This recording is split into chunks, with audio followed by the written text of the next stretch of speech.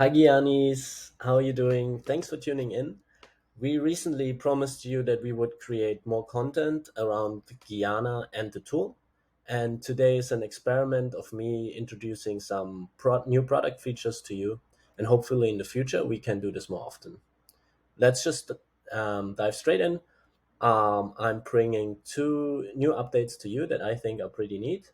And we just start with the first, which both are on dashboards actually. The first one is the new data tab or the new source tab. So we decided to split out the source selection into a separate tab on the widget modal because it gives us more space to add features like the search option.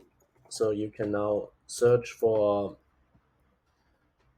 your you can search your integrations and output nodes. Very similar to how the input node on workflow works. And you just have a little bit of a nicer display now. Earlier, it was really difficult if you had a lot of integrations to find the one you were looking for, and I think now it's much neater. You can just click it, and you'll be led to the configure page from basically 2 days ago. That is still the same, just that you don't have to select the source here anymore. You can always go back to the old source. Okay, the second feature we'll find here now.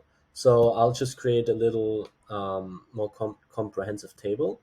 That's all. As earlier, we're using Google Analytics data. We're using the channel report, and now we just add a few metrics to this table. We sum up the sessions, the new users, and the users, and get a table.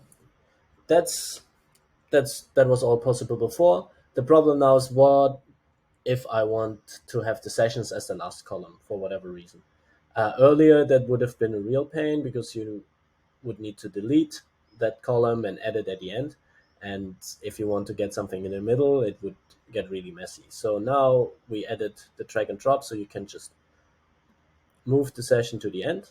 Maybe we also want to swap users and new users, and you can see right now sessions is the first new users and users are in that order. But if I click now save and preview, this should determine the order of the new columns, and exactly we have users, new users, and sessions in the order, and we can simply change it by reordering the columns here.